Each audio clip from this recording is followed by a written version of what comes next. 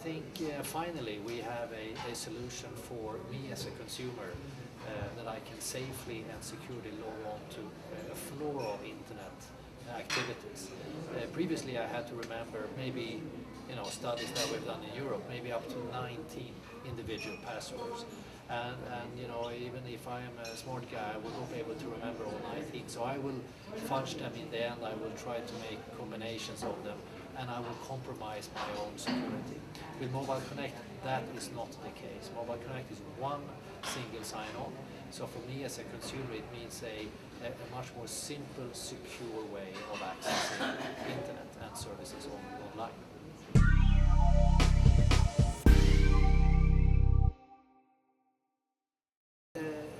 I would argue that Mobile Connect is very secure. We know that the data protection from mobile operators is 100%.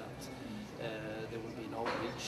I think that the only issue might be that you do need to hang on to your mobile phone. If your mobile phone is stolen, then of course you need to make sure to call your provider and make it sort of not work anymore on the Mobile Connect. But as long as you are still in control of your mobile phone, as is with a credit card or anything else, it is completely secure.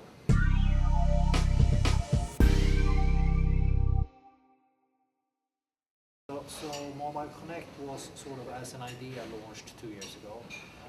Last year we took upon ourselves to have maybe 1 billion enabled users by the beginning of this year. And we beat that with maybe 100%. We actually, in February, I announced that we had more than 2 billion enabled users. And now in July, we have nearly 3 billion enabled users. So this is a movement now of operators wanting to launch Mobile Connect because of the obvious reasons, because it's safe, it's secure, it's simple, it is a true win-win-win situation. Win for the mobile operator, win for the consumer, most important, and also win for the service providers.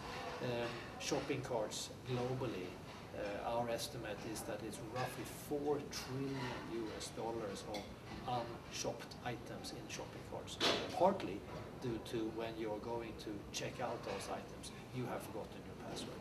So I would argue that it will help that situation as well. So it's a win for consumer, it is a win for the operator, and it's a win for the service provider.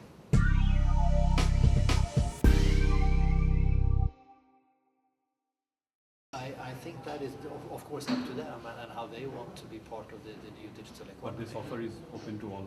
Of course, this is completely open, and I think that's the beauty of it. It is the more the merrier.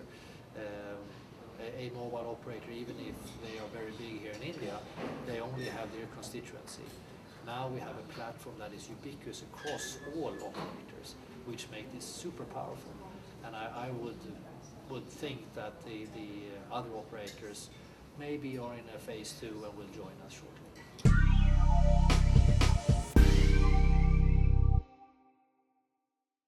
Yeah, so Mobile 360 is in combination with our global board meeting, and that will happen here in October, in the end of October.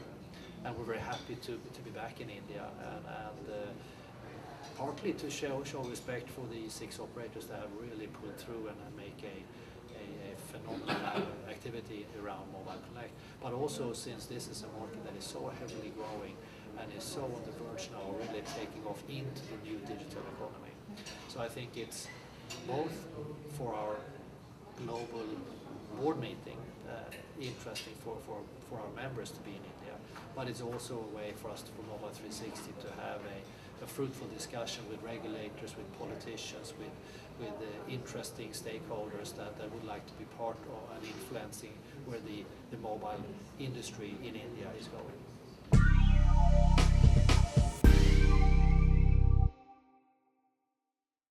One should never say never, but I think we are now happy where we are. We have a Mobile World Congress in Barcelona, which is our flagship event.